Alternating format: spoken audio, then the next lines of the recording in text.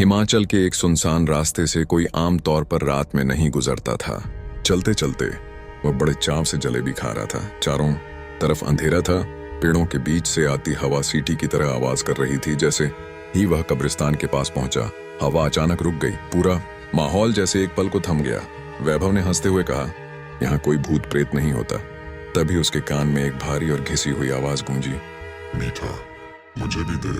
वैभव का दिल जोर से धड़क उठा। उसने पीछे मुड़कर देखा, वहां कोई नहीं था। वह फिर चल पड़ा, लेकिन अब उसे महसूस हुआ कि उसके कदमों की आवाज के साथ किसी और के कदमों की आवाज भी चल रही थी। इस बार आवाज उसके बिल्कुल पास से आई हुई थी।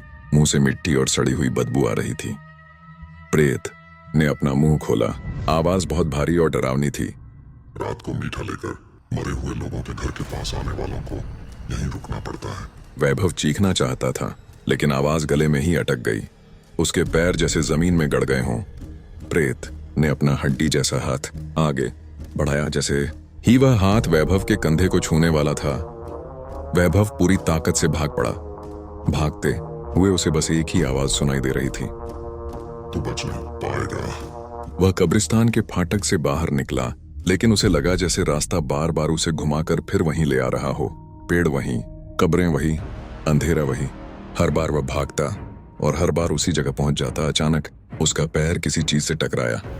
नीचे देखा तो जमीन में आधी खुली एक कब्र थी। उसने कांपते हुए भीतर झांका। अंदर पड़ी लाश का चेहरा बिल्कुल वैभव जैसा था। उस पल उसे गांव के बुजुर्गों की बात याद आई, जो रात को मीठा लेकर कब्रिस्तान के पास जाता है, वह अपनी ही जगह लेने आता है। जैसे ही उसने पीछे मुड़कर देखा, प्रेत उसके बिल्कुल पीछे खड़ा था। उसकी आंखों से कीड़े गिरकर जमीन पर रेंग रहे थे। उसकी भारी सांस वैभव की गर्दन से टकरा रही थी। धीरे से वह फुसफुसाया, अब तू मेरा है। अगली सुबह लोगों ने कब्रिस्तान के पास जलेबी का एक खुला पैकेट पड़ा देखा। रास्ते पर पैरों के निशान थे, जो कब्रिस्तान के अंदर जाकर अचानक गायब हो जाते थे। उस दिन के बाद से साल 2021 में उस रास्ते से गुजरने की किसी की हिम्मत नहीं हुई।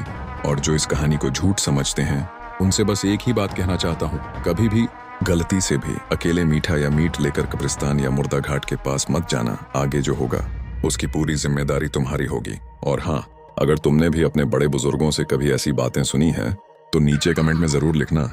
यह भी बताना तुम इन बातों पर भरोसा करते हो या नहीं।